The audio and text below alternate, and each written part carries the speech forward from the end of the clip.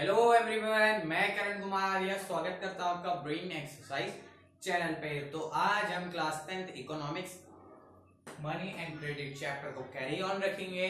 तो हमने कहां पर एंड किया था वो आपको पता होना चाहिए। तो आज जो शुरू करेंगे वो होगा कौन सा टॉपिक, मनी एंड क्रेडिट में टर्म्स ऑफ क्रेडिट। ये होने वाला है हमारा आज का टॉपिक। तो टर्म्स ऑफ क्रेडिट बोले तो क्या कि आपको लोन कैसे प्रोवाइड होने वाला है, क्या क्या चीजें लगेंगी, आपको क्या क्या इंग्रेडिएंट्स होंगे आपके लोन लेने के लिए। तो इंग्रेडिएंट्स क्या है? पहला है कोलेट्रल, सबके बारे में जानेंगे अभी क्या क्या होता है। दूसरा है इंटरेस्ट रेट, ठीक है। तीसरा है डॉक्यूमेंटेशन। चौथा है मोड ऑफ रिपेमेंट। जब इन सब का जोड़ होता है तभी आपको लोन प्रोवाइड होता है। और क्रेडिट दो टाइप्स के होते हैं, एक होता है इनफॉर्मल, अभी फॉर्मल। इसको अभी हम आगे डिटेल में पढ़ेंगे, अभी मैंने आपको ऐसे ही बता दिया, ठीक है। तो सबसे पहले आता है कोलेट्रल। तो व्हाट इज कोलेट्रल सर? ऊपर मैंने डेफिनेशन दी आपको। Collateral, it is an asset by the borrower such as land, building, vehicles and livestock etc. which is kept with the bank as a guarantee against a loan is repaid. मैं आपको एक example से समझा सकता हूं। तो example क्या है भाई? एग्जांपल ये है कि आप एक बंदे हो, ये बैंक है, आप जा रहे हो पैसे लेने के लिए, क्रेडिट लेने के लिए। तो आपके पास ये एक ऐसी चीज होनी चाहिए जो आप दांव पे लगा सकते हो, कि आप गिरवी रख सकते हो एज अ गारंटी। मतलब अगर आप पे नहीं कर पाते हो जितने अमाउंट का अपना लोन लिया है, जितने अमाउंट का आपने लोन लिया है, अगर आप वो पे नहीं कर पा रहे हो किसी को भी फॉर्मल या इनफॉर्मल लोन में, तो आप क्या करोगे? तो जिसने लोन आपको दिया, या वो बैंक होगा या कोई पर्सन होगा, आपका फ्रेंड, रिलेटिव्स, मनी लेंडर, कोई भी होगा, तो जो आपने कोलेटरल रखा है उसके सामने, जैसे कि लैंड है, बिल्डिंग है, व्हीकल्स है और आपकी जितनी भी जरूरी चीजें मन है, वो आपने कोलेटरल के रूप में रखी है। तो वो इंसान क्या करेगा? यदि आप पेड नहीं कर पाते हो, लोन रिपेड नहीं कर पाते हो, तो वो बंदा क्या करेगा? वो बंदा कोलेटरल को रख लेगा और उसको बेच देगा, और उसके पास ये अधिकार होता है, आप कुछ कह नहीं सकते हो उससे, ठीक है। तो कोलेटरल समझ में आ गया सर। अब आती है इंटरेस्ट रेट। इंटरेस्ट रेट हमको पता है क्या होता है। इंटरेस्ट रेट क्या होता है? जैसे कि आपने कुछ भी लोन लिया है, ठीक है, उसमें कुछ 8 to 12% इंटरेस्ट रेट लगता है हमारे इंडिया के बैंक्स में, इंडियन बैंक्स में, ठीक है। तो उसके हिसाब से फिर वो बढ़ जाता है। जैसे कि हमने 1 लाख का लोन निकाला है, तो उसमें 8 to 12% लगेगा और थोड़ा बढ़ जाएगा, 8-10 हजार रुपए। 1,08,000 का हो जाएगा, 1,12,000 का हो जाएगा, ऐसा। डॉक्यूमेंटेशन, आपको प्रॉपरली डॉक्यूमेंटेशन होनी चाहिए आपके पास, ठीक है। फिर आता है mode of repayment. Mode of repayment कैसे? जैसे कि आपने ₹1,000 का क्या लिया है? लोन लिया है, ठीक है, ₹1,000 का लोन लिया है किसी से भी। तो आप कहते हो ना, अरे चल मैं तेरे को कल 500 रुपए दे दूंगा, मैं बाद में 500 रुपए दे दूंगा। तो ये क्या है? मोड ऑफ रिपेमेंट, कि आप रिपेमेंट कैसे करोगे, वापस कैसे दोगे पैसे, हाउ। तो उसे मोड ऑफ रिपेमेंट कहते हैं। ये तो एक होता है हमारा बैंक, हमको पता है। एक और ऐसी चीज होती है, वो है cooperatives. Cooperatives such as example are as कृषि वीवर्स, इंडस्ट्रियल वर्कर, कोऑपरेटिव, और भी कई सारी होती हैं। तो पहला पॉइंट क्या? Cooperative societies are small organization form by people themselves. Cooperative एक सोसाइटी होती है जो पीपल से ही बनाई जाती है, सेम टाइप के पीपल से, सेम टाइप के पीपल से, ठीक है। The members of the cooperative pool their resources in the account of the cooperative and then extend the loans to those in need, also loan from banks. तो ये जो cooperative है खुद भी बैंक से लोन लेती है, कह रहा है वही है कोऑपरेटिव। कहना है कोऑपरेटिव एक संगठन होता है जो बैंक के अंडर ही काम करता है। कई सारे लोग उसमें मेंबरशिप लेते हैं और वहां उनको लोन प्रोवाइड करा जाता है, कई सारी चीजें प्रोवाइड करी जाती है, और वहां कम इंटरेस्ट रेट भी होता है, ठीक है। तो ये तो हो गई हमारी टर्म्स ऑफ क्रेडिट की बात। अभी हम क्या बात करने वाले हैं, अभी हम बात करने वाले टर्म्स ऑफ क्रेडिट के बाद टाइप्स ऑफ क्रेडिट। तो पहले आप इसका स्क्रीनशॉट कर सकते हैं। तो चलिए अब हम पढ़ने वाले हैं क्रेडिट के टाइप्स। राइटिंग में मत जाइएगा, बस समझ में आ जाना चाहिए, राइटिंग तो सबको समझ में आ जाती है। एक होता है इनफॉर्मल और दूसरा होता है फॉर्मल क्रेडिट। तो एग्जाम्पल क्या है, इनफॉर्मल में क्या आता है, money lenders, friends, traders, relatives etcetera, कुछ भी हो सकता है, मतलब कोई ऐसी संस्था नहीं है पर्टिकुलर, ठीक है, एक बंदा है बस। बट फॉर्मल क्रेडिट में क्या होता है, एक संस्था होती है, एक सोसाइटी होती है, जैसे कि बैंक हो गया, कोऑपरेटिव हो गया। तो फीचर्स में बात कर लेते हैं। फीचर्स इसके क्या है, इनफॉर्मल क्रेडिट पे ये हाई रेट ऑफ इंटरेस्ट होता है, बहुत हाई होगा। बैंक्स में तो सिर्फ 8% to 12% होता है, यहाँ लोग तो अपनी मनचाही कीमत मांगे 15% तक भी हो सकता है, ठीक है। रीपेमेंट इज नॉट इजी, वापिस देना अब नहीं होता इजी। क्यों नहीं होता सर? भाई इतना इंटरेस्ट तो बड़ा है। अब सपोज दैट एक किसान है, उसने किसी से लोन लिया है 20,000 का, ठीक है। उसने खेत में काम वाम करा और अपने खेतों में, अपने लैंड्स में फसलें हो गई, तो उसको सिर्फ फायदा हुआ 30,000 का।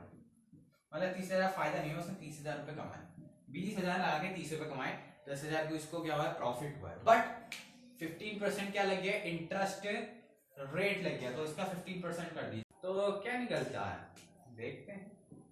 2,000 इंटू 15/100, तो 2 से 2 0 15 हो जाए 300, और 300 नहीं, चलो इसको फायदा हुआ तुम्हारा 22,000। तो उसने पाया क्या यार, उसने सिर्फ 1,700 रुपये पाए ना। तो इससे क्या है ना, रिपेमेंट इज नॉट इजी, तो वो देगा क्या उसे, सामने वाले को, तो इसमें इजी नहीं बनता है, ठीक है, नो डॉक्यूमेंटेशन। लेकिन इसमें एक फायदा ये है रूलर्स पीपल्स के लिए कि उनके पास प्रॉपर डॉक्यूमेंटेशन नहीं होते हैं, तो इसमें डॉक्यूमेंटेशन की कोई जरूरत नहीं पड़ती, क्योंकि सामने वाला बंदा सामने वाले को जानता है, हाँ कि ये यहाँ का रहने वाला है। बट अब देखता हूँ फॉर्मल क्रेडिट्स के फीचर्स। तो what are the features of formal credit? ठीक, लो रेट होता है इंटरेस्ट रेट, ठीक है, इजी रिपेमेंट हो जाती है क्योंकि आपका प्रॉपर मोड ऑफ रिपेमेंट बनता है, तैयार होता है, और होता है डॉक्यूमेंटेशन रिक्वायर्ड। यहाँ पर ना पुअर पीपल यहाँ पर मार खा जाते हैं।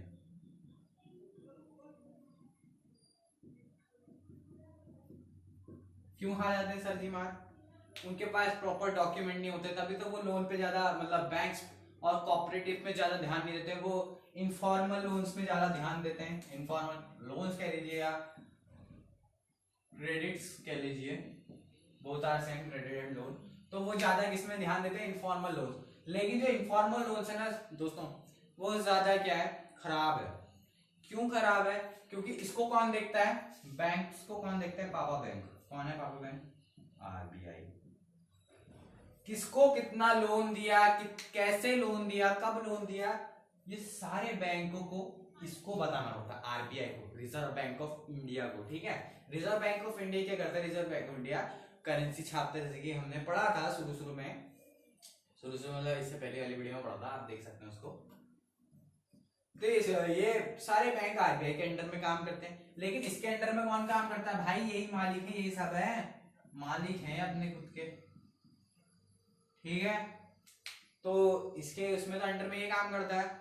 और क्या होता है, ये सारी चीजें रूरल एरियाज में नहीं हो पाती हैं, क्योंकि हर जगह रूरल एरियाज में क्या होता है, बैंक नहीं होता है। तो ज्यादा से ज्यादा लोग किस पे डिपेंड है, रूरल एरियाज के पुअर पीपल, इनफॉर्मल लोन्स में, ठीक है। इनफॉर्मल क्रेडिट कह लीजिए, लोन कह लीजिए, बोथ आर सेम।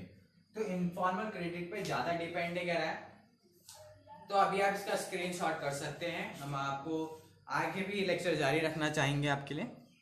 तो आज का हमारा लास्ट टॉपिक जो बनता है, वही बनता है, क्या है वो, सेल्फ हेल्प ग्रुप, SHG। क्या होता है सर, देखते हैं ना क्या होता है। Poor households are still dependent on informal sources of credit because of the following reasons. जैसे कि मैंने आपको बताया था, जो पुअर लोग होते हैं वो भी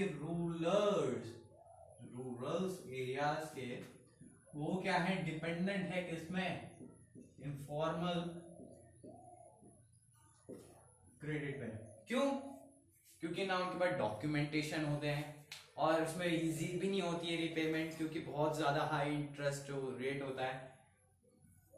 ठीक है, तो कुछ पॉइंट्स हैं वो पढ़ लेते हैं। Banks are not present everywhere in rural India.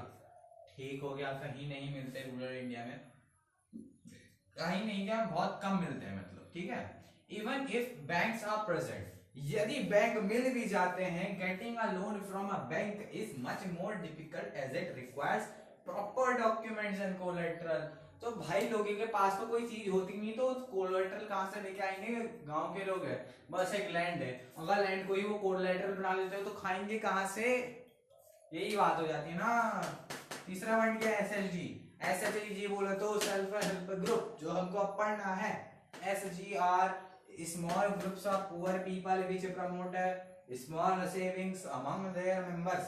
तो एसएचजी का स्मॉल ग्रुप्स होता है पुअर पीपल का, जो प्रमोट करता है छोटी छोटी सेविंग्स उनके मेंबर्स के लिए। जैसे कि एक गांव है, दैट इज वन गांव, ये गांव का एक क्षेत्र है, मान लीजिए एक एरिया है जहां पर 15 या 20 महिलाएं रहती हैं। ये सारी क्या है? हाउस वाइफ्स हैं। तो रोज की सेविंग या मंथली सेविंग या वीकली सेविंग करती हैं कितने रुपए?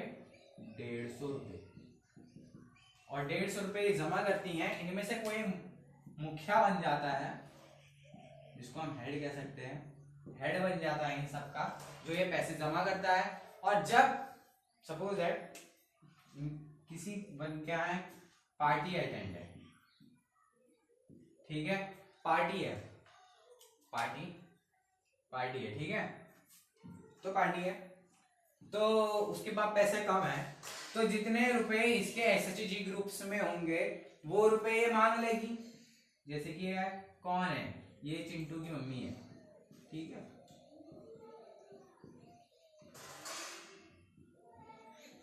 ठीक हो गया। तो चिंटू का बर्थडे है, तो पार्टी है, तो ये क्या करेगी?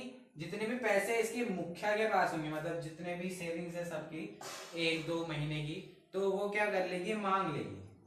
अब मांगेगी क्योंकि पार्टी करानी है, इसको चुकाना भी पड़ेगा, रिपेमेंट करनी पड़ेगी, तो इसको भी थोड़ा इंटरेस्ट रेट ज्यादा देना पड़ेगा,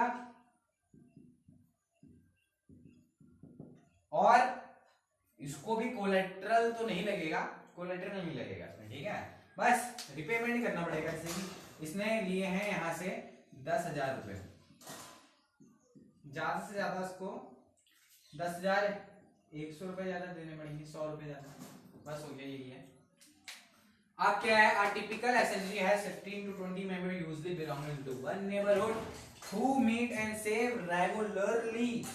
तो क्या है? एक टिपिकल SHG के पास 15 से 20 मेंबर हो सकते हैं, जो पड़ोसी हो, नेबरहुड हो, ठीक है, who meet, जो रोज मिलते हो और सेव करते हो अपनी रेगुलरली इनकम को। तो हमने मनी एंड क्रेडिट चैप्टर कर लिया है कंप्लीट। कल से हम इलेक्ट्रिसिटी चैप्टर या मैथमेटिक्स सेक्शन शुरू करने जा रहे हैं, तो पहले तो आप इसका स्क्रीनशॉट कर लीजिए, और वीडियो पसंद आई हो तो लाइक शेयर सब्सक्राइब जरूर कीजिएगा। जय हिंद, जय भारत। स्क्रीनशॉट कर सकते हैं आप।